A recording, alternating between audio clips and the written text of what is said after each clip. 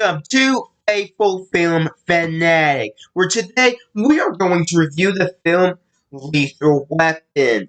Today, I would like to give a warning to the content in the film for those who might find offense in it. There are numerous scenes throughout the film that show women's breasts fully exposed. And there are a couple other scenes that show Mel Gibson's butt fully exposed.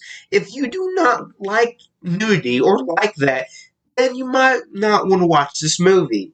And another thing to warn the viewers that might be interested in watching this movie is throughout the film, the main character is numerous times trying to kill himself and is very suicidal and depressed. If you do not like dark movies, dark humor, you might not want to watch this movie.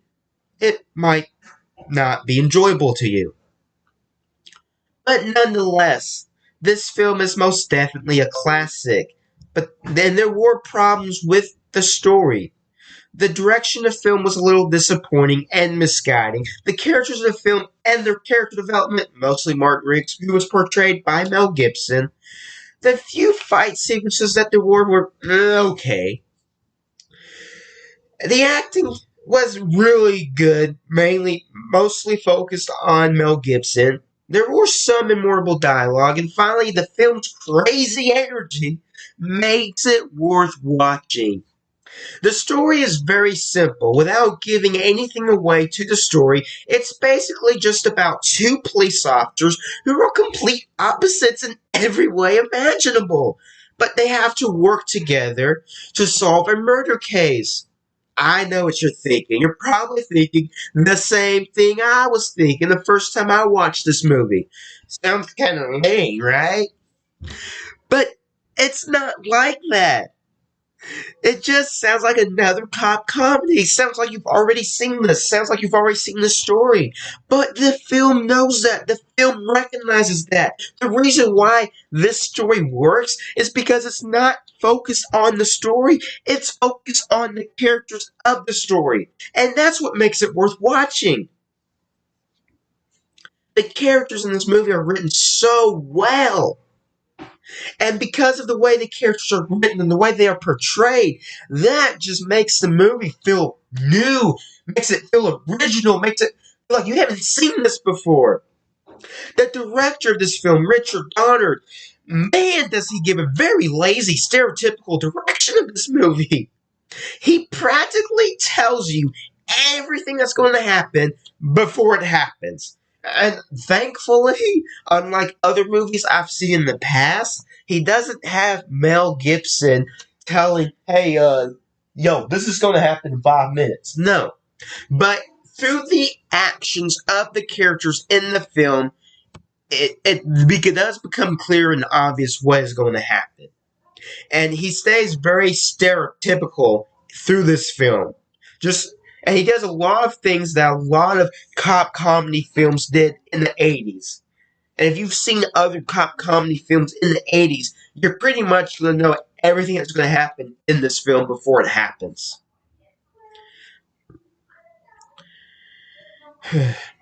But unlike most comedies, everything about this film's story is predictable, and you have probably already seen. I know as I was watching this film a few different times, I rolled my eyes thinking, seriously, are you going to do this? But the things to remember is that a film like this works because of the characters.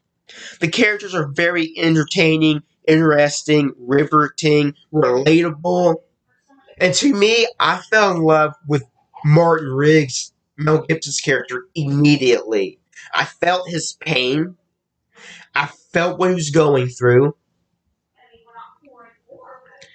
And numerous times throughout the movie, he attempts suicide by putting himself in life and death situations. And the way the writers go about it make it fun. And that's what I love about this movie is that writers play a game with the audience. You are trying to figure out, is Martin Riggs crazy, or is this all just an act? And so throughout the film, that's the constant question you're asking yourself. Every little thing that Martin Riggs is doing, you're paying attention to. You're glued to the screen. You're like, is he crazy? Was No. He's not crazy. This is just an act. But wait. If this is just an act, why is he doing that? I was just so glued to the screen.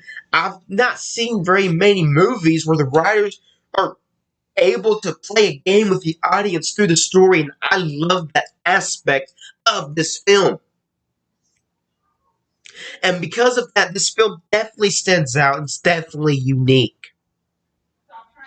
But the other characters in this film weren't written as well.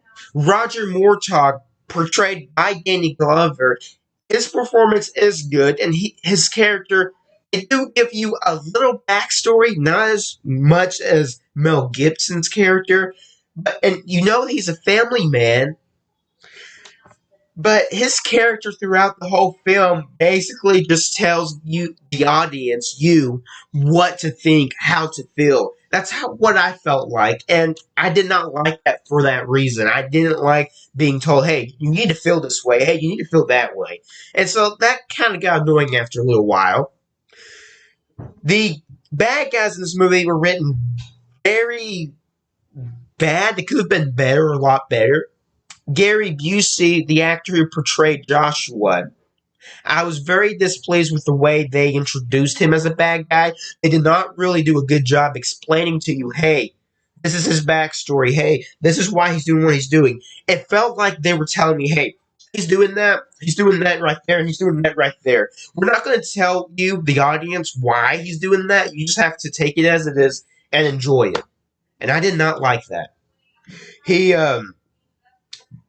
the actor Gary Busey that wasn't able to use all his acting capabilities for this film. He was a likable villain, but he could have been a lot better. And I did not like that they just did not use all of his talent as an actor. His character could have just been so much better. Now, when I think of an action comedy, I think of films like Rush Hour, Central Intelligence, other movies like that, where there's just an equal amount of action, equal amount of comedy. But to remember about this movie is it's not like that. There's a lot more comedy in this film than there is action. The action in this film is very minimum. Most of the action you're going to get in this film is the last 15, 20 minutes of the film. And with that action, it's kind of disappointing because the fight sequences aren't really all that great.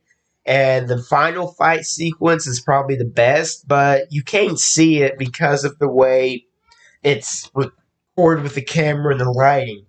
You know, you build all this tense up to this one fight scene, and you can't even tell what's going on, who threw what punch. And that made me really mad. It could have been a lot better fight sequence. Man, it made me mad. There was some scenes in this movie that had some terrible acting, but if you're not like glued to the TV trying to point it out, you're probably not going to find it. Mel Gibson, I loved his acting in this movie. This movie definitely showed you all of his acting range, all of his acting capabilities, and I loved it for that reason.